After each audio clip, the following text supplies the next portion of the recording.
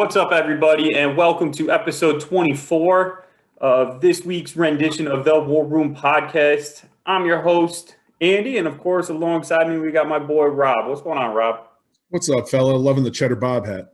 I appreciate it. I did a little Cheddar Bob hat, and I got a little Goofy movie t-shirt on right now. One of the top-notch movies. Got to be original, though. Got to be Goofy movie 1. Can't go 2. But yeah, heard that. Yeah. Just enjoying the nice weather that we got here in Jersey, minus the freak panic that everyone had with, I don't know, less than a foot of snow. But yeah, a little sunshine today. Why is there snow on the ground when it's 51 degrees out? I don't know, man. I'm ready to move, but that'll never happen. Nah, probably not.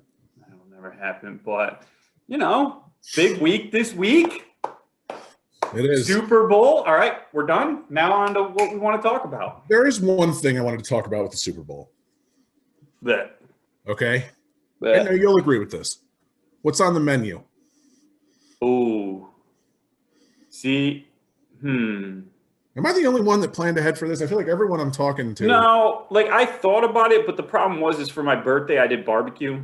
So we had pulled pork, pulled chicken, mac and cheese, all that stuff that I would normally do Super Bowl. So it's do I want to mix it up and switch it up for the Super Bowl or just continue with that hearty diet of caveman style? I don't know. I mean, I got plenty of time. You do. And who knows? Maybe a new episode of Real Housewives coming out and I don't want to watch the Super Bowl. Never know. That's fair. Never know. Very possible. But hey, it is what it is. But I figured we would dive into, and I know we mentioned this on last week's episode, what we're going to do now is week by week. And of course, we're going to mix in free agency and we're going to do a whole couple of specials on free agency and whatnot. But the big thing that we wanted to start off with is start doing some prospect research for you guys and talk over some, not your run-of-the-mill type guys. Of course, you're going to hear some names that people are mentioning all the time just because that's the nature of the beast. But we're going to talk about every position group that's going to be coming out in this year's draft. People that we like, people that we don't like, and we'll be wrong 100% of the time. But it's going to be fun for us, and it'll eat up a half hour of your day. So stay tuned. But this week, we decided to go with quarterbacks. So Senior Bowl happened. Reese's Senior Bowl happened. I thought that was sweet. Thought that was awesome. Game wasn't exactly great. A lot of players did all the measurables and all that and then didn't play, which was fine. I figured that would be the case. But, I mean, what did you think? I liked it. For players like, Jamie Newman and stuff like that, it's the only time we really got to see them for the most part this year. So yeah, not great, but I always like that. It's always cool to see the guys. It's really cool seeing some of the the smaller school prospects beat the hell out of these, big name guys. So that's always cool. It's a good week. It's good to. I kind of felt like the players that stood out in practice were the ones that kind of stood out in the game, to be honest with you. Yeah, for sure. And I think it's the cool thing about the Senior Bowl week, and you start to see certain players rise up draft boards. Certain offenses in college aren't set up for particular player skill sets. So there may be a tight end in the future that we talk about that didn't have much productivity in college because their offense wasn't set around his scheme, but he could be a fantastic pro tight end. So it'll be cool. And we got to see some of that on display. We got to see some of the skilled position, the big uglies. We got to see a little bit of everything. But like we said, this week we're going to talk over quarterbacks. So I don't know if you want to kick it off, if you want to start with one of the categories that we're going to touch on, or yeah, I can do that. So we have 4 categories here, and obviously we're going to be sprinkling other names in, and these aren't the only 4 guys we're going to talk about each. But so we have a mid-round value category, best mid-round value. We have the already reached their ceiling, which I'm proposing we call the ARC from now on. Ooh. All right. That's a proposal for you. We're going to forget next week, but that's fine. I'm going to forget in 5 minutes. We're going to have the sleeper, and we're going to have the wild card, being the person that nobody's talking about at all. Okay. So I figure, let's get the negativity out of the way. All right. Let's get the negativity out of the way. That way we're all chipper and happy and everything for the rest of the episode. So I'm going to go for the already reached their ceiling, I'm going with Sam Ehlinger. Had a great career at Texas. I understand that. He just doesn't wow. That's what I'm going with. He just doesn't wow. He had an awesome run against Oklahoma. I felt like it was the longest quarterback run I've seen in a really long time. From a time perspective, I'm not talking about a yard perspective. Like I felt like that run against Oklahoma took so long to come into fruition. He can make some throws. I just don't see him getting better than what he is now. I just don't. I really don't. No. And he reminds me of a college basketball player that I was thinking about when we had this conversation earlier. Remember Tyler Hansbrough? Yeah. Fantastic college career. The guy that'll like jump and hype up the crowd and do whatever. And then Hansbrough made it to the league, did okay, lasted a long time. I just don't see it with Ehlinger. I just don't see him doing that. Fantastic college quarterback, a guy that you can build a program around. Absolutely, because they did. They built the program around him. Texas came from, they used to be a powerhouse and they started to fall off the face of the earth and they came back. So yeah, I mean, fair, definitely a fair point with his already reached his ceiling. Arc. That's right. Excuse me. Has reached his arc, but I can give you my guy. It's probably going to be, I mean, people are going to like my standpoint with him, but it's after watching the Senior Bowl, after watching the entire year, I mean, Ian Book, he was just bad. I mean, his Senior Bowl stats were bad. He looked terrible. One of the big things that people used to say with him in Notre Dame is that he has an arm. He has a big arm. He has a big time arm. I just don't see it. I don't see him being able to make that outside hash throw. It's just in his height. I understand that there's Drew Brees. I understand that there's Russell Wilson. I get that. So don't come at me for that. I get small quarterbacks can do it, but those small quarterbacks are ridiculous and have an amazing skill set, or did have an amazing skill set. He's just average. So I think he reached where he is, and that he's going to be a late round guy in my eyes, and he will never see the field. He just doesn't have the tangibles to move them or move a team into contention. That's just so. You're probably right. Okay, you're probably right. But I actually have him as my sleeper. And here's why, okay? When you look at Sam Ehlinger, he can't really extend plays, which is now the modern day offense, okay? Book can do that. I don't see why Book could not have a career as a backup quarterback. And there's nothing wrong with that. I just don't see it. He can extend plays. Honestly, he wins games. He does. Like, yeah, the Senior Bowl wasn't good. I get that. But, like, honestly, most wins in Notre Dame history in Book. You know, most offensive yards in Notre Dame history, Brady Quinn and then Ian Book. Now, granted, it's Brady Quinn, who's also a draft bust, so I'm not helping my argument there. But, like, passing touchdowns, Brady Quinn, Ian Book. He's at the top of every category for Notre Dame. And he wins games. Like, he can extend plays. I would like to see him in some of these pro systems. I'd like to see him with a really, a legit coach. Man, to be honest with you, I would like to see him in Baltimore. I would like to see him with a coach and a squad that has some talent, but with his mobility and arm talent, if I would do it, a late round flyer. And granted, I'm not trying to get my boy Tyler Huntley at the door, but I would do it. Why not?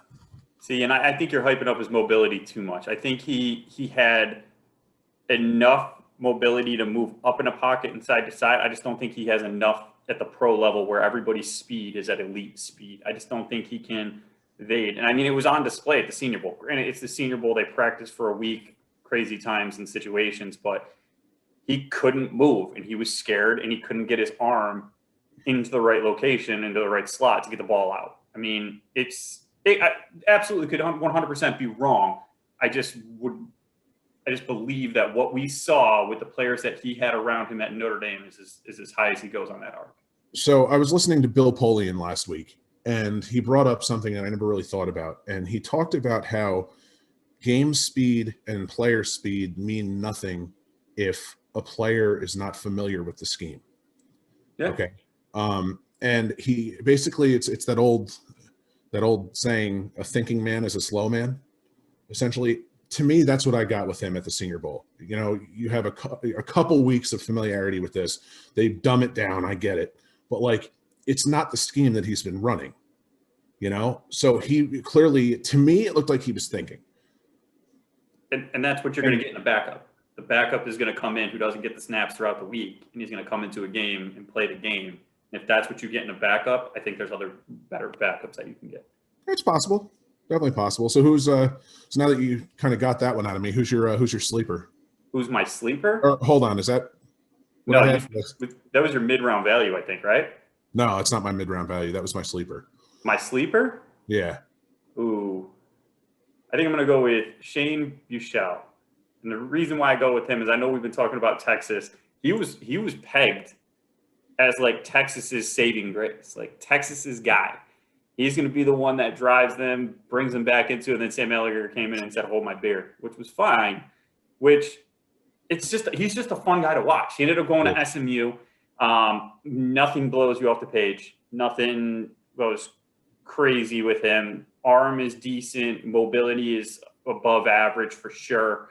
But he's just a gamer, and he understands the game, and he plays hard every single down. So short guy, small guy as can be, not a big build. Don't know if he's going to be able to make it in the league, but that's who I got. That's who I picked. I like him. He was fun to watch, to be honest. I don't know. I'm with you. I actually agree with everything that you said. I just don't know. Yeah. I can't. It's weird. I watch him and I can't tell. Is he a good athlete that just isn't a very good quarterback, or is he a good quarterback that just isn't a good athlete? And that's something, usually it's a distinction that's very easy to tell. And for some reason, I just don't know with him. Yeah. I don't know. It's wild. He looks like a kid that basically, like, he's always been better than everybody at every sport that he's ever played. Baseball, football, basketball. Like, he looks like one of those kids on the playground. So it's hard to peg him as like, all right, man, like he's a great quarterback. He has all the fundamentals for the quarterback, footwork, this, that, and the other thing. He just needs to be a better athlete, which it's hard to do. Or he's a phenomenal athlete. Let's train him to be a quarterback. You just can't tell with him. Yeah. So that's my pick for that. You have any player comps for these guys? I know a lot of people hate them. I just find them fun, and they're never right. But I mean, what's his name that came out of Penn State, who's the second stringer at Baltimore? McSorley? No. The quarterback out of Penn State. I don't remember his name. That'd be my comp. Interesting. Not as good at arm. Interesting. Not as good at arm. But, all right, what category we got next? Which one we hitting next? Let's do mid-round value. Mid-round value. All right. You go ahead, because I think I know who you got coming up in this one. And here's one that impressed me at the Senior Bowl. Kellen Mond. Kellen Mond has all of the tools that you need to succeed in the NFL. His processing speed is the only thing that concerns me. If you watch his tape, he's hesitant to run outside of the pocket. But when he does, he can do it. He's very good at it. And I know I keep bringing up the modern day offense, but let's face it, that's what we're currently living in right now. It's not 1998. Man, if he could get past that processing speed is just rough. Other than that, man, he's good. He has some good touch on the ball. He can throw the deep ball. He can throw the short routes, the intermediate routes. The coaches were saying they love his ability to memorize and obtain knowledge. Apparently his brain is just like a lot bigger than ours. That's something you kind of can't downplay. So I'm for a mid-round pick from the things I heard outside of the Senior Bowl, man, I'd go for it. There's value there for that. Yeah. I mean, he had an impressive year nonetheless. I mean, Senior Bowl, he looked fantastic. I can't get over something just bugs me about his throwing motion. I don't know why. Great. His motion's not great. It's not. I don't know why. It doesn't affect him crazy. Like, it may affect him and we just don't know because he's had that motion forever. But no, I mean, that he has all the things that you want. I mean, he's a big frame guy, or at least all the things that I look for in a quarterback. Big frame guy, but he has mobility. He has an arm. His arm's a cannon. It doesn't look like his throwing motion's affecting him. And he puts up good numbers, and year in and year out, he consistently got better. So yeah, I mean, he did nothing but help his draft stock at the senior. If you would have told me last year at the end of last season that he would be above Jamie Newman on my draft board, I would have said you're nuts. But he absolutely is now. Yeah. But who you got? Me, I'm going with Brady White out of Memphis. So he's out of Memphis, but he's by way of ASU. So this guy has everything that, like, I sound like the old curmudgeon draft board guy. You know, perfect height, 6'3", perfect weight, 210. But that's what he is, 6'3", 210. His completion percentage year in and year out was going up and up and up and up and up. This year it went down a little bit, but how much of that is due to COVID and players bouncing in and out of the lineups and whatnot? But, I mean, he just has everything that you're looking for. His touchdown to interception ratio was 31-10. So, I mean, 31 touchdowns to 10 interceptions this particular year. And he's mobile enough. I mean, he's sneaky fast. He doesn't run a lot. My biggest concern with him and what people are going to wonder is, can he take a snap under center? Memphis plays the spread offense, and he didn't have to go under center at all, really. And Memphis has always, which I don't understand why, and we'll get to that in another episode, every year Memphis has a good running back. So he had another good running back to help him along with it, but he's just a unique talent. And I'm excited to see what he can do in his pro day and whatnot, because I definitely think he's a good mid-round value. I mean, the person that he reminds me of is, what's his name last year? Morgan. I think he went to the Jets out of FIU. So he reminds me of him. So a guy that everyone's going to look at and be like, man, you can really mold him into what you want as a solid backup. He's never going to be a starter. I don't think he'll ever be a starter, but he could definitely be a backup that's in the league bouncing around year in and year out. I like that. I totally agree with you. I think he absolutely could be a backup. Definitely. Well said. Another fun one. Can we talk about busts? Hold on. Oh, hold on. Let's. Yeah, we could do that. But first off, you talk about a fun one. I'll talk about a bust. I can take part in the busts also. I mean, I just named one in Jamie Newman. But first off, though, can we both agree best name in the quarterback class goes to Akil Glass? Can we agree on that? Yeah, for sure. Phenomenal name. Akil Glass. Incredible. For sure. Great name. All right, go ahead, give a bust. Who you got? I mean, this is just, I feel Jamie Newman. We're doing this again, huh? I feel bad, but I don't feel bad. Like, and this is where physical specimen. Like, he could be a pro-style quarterback. He looks the part. I wonder how much it affects him. And then this is something where it gets very dangerous, especially during COVID times. He opted out this year. So he was at Vanderbilt, was supposed to go to Georgia, was supposed to be the quarterback at Georgia, opted out because of COVID concerns, went to the Senior Bowl, and just looked terrible. He was looking receivers open, and if a receiver wasn't open, he was in complete panic. He would try to overthrow the ball. He had zero touch on any of his passes. But then again, this could all be because you took a year off. But with the draft being the way it's set up this year, and combine is happening, not happening, could happen, could get closed down, pro day is happening, not happening, the thing that teams are going to look at is tape. His tape is 2 years old. I would not waste a draft pick on 2-year-old tape unless you have the ability to sit him behind a good quarterback and grow for years. But with the cap being the way that it is right now, people are going to have to draft positions of need to play right away and sign free agents. So he screwed himself over, unfortunately, and he just looked bad. Okay. In the future, and when we have our minor league football episode, and we break down how a minor league system would work in the NFL, which will probably be a 4-hour episode. He's the type of person that I have in mind when talking about that. He is exactly the type of person. And I feel like all of the players, because he's not the only one, a lot of players took the year off. A lot of them opted out. And you're right, the cap this year is a complete cluster, and potentially, we don't know.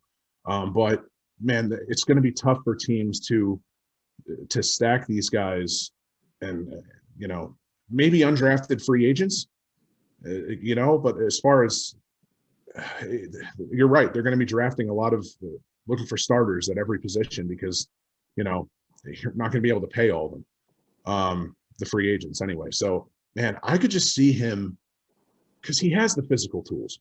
He absolutely has the physical tools. You can't deny that. Yeah. If there was a way to keep a guy in the same system for like 3 years and just shelf him for 3 years and absorb, he's the type of dude that I would not be surprised if he turned into something. I really wouldn't. But at the same time, right now, man, it just doesn't look good for him. No, he really doesn't. He hurt himself bad, which, I mean, it's fine. You have to gamble on yourself. I mean, he was the type of guy that people were looking at as could be a good quarterback. I mean, the Patriots are rumored to like him and so on and so forth, but that showing was terrible. And yeah, all the points that you made, he needs time. He needed another year to play. He needed to play at Georgia. He needed to play at Georgia if he could have played at Georgia, and he didn't. So that's my guy. Where it's woof. I'm going to go with a bust too. This is probably going to rile you up a little bit. Kyle Trask.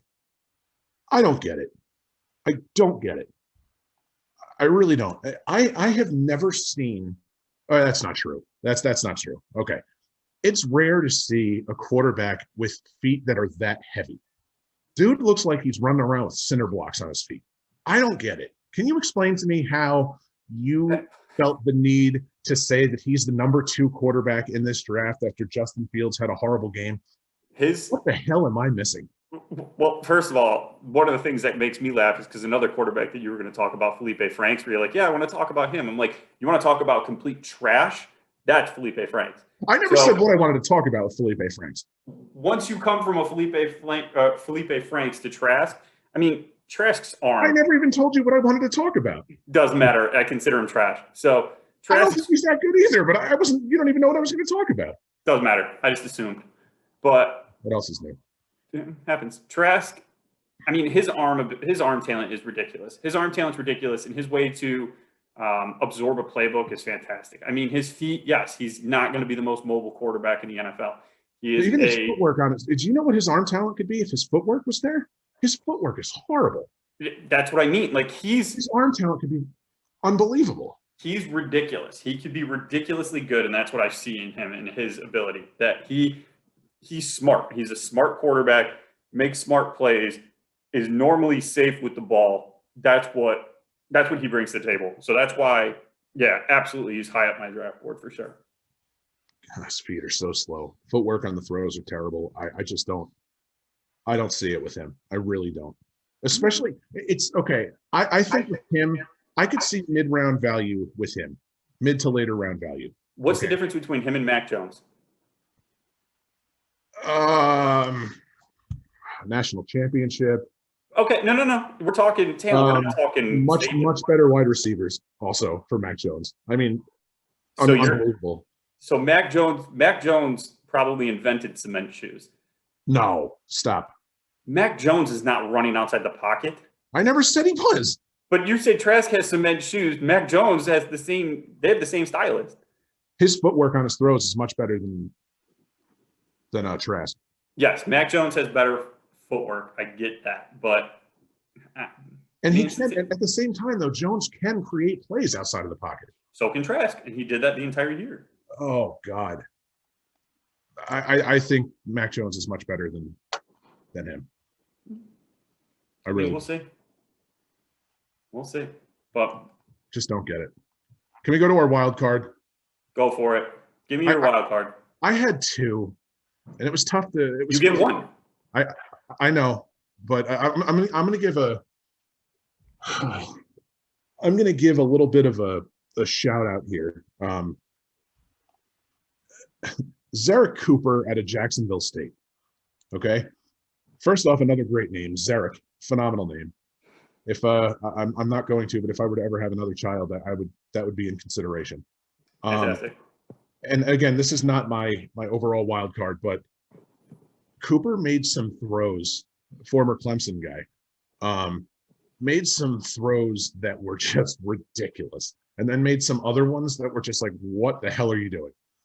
like if you were to take a highlight reel and show the best throws coming out of the quarterbacks in this class, he would have a couple of those throws in the top 50. He has some really impressive throws, but he has some other ones that are just really off the wall. As an undrafted free agent, I'm all in on Zerrick Cooper. I love his arm talent.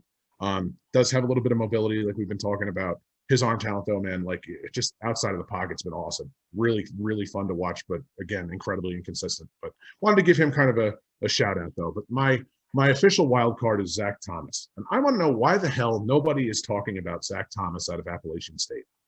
No one's talking about him.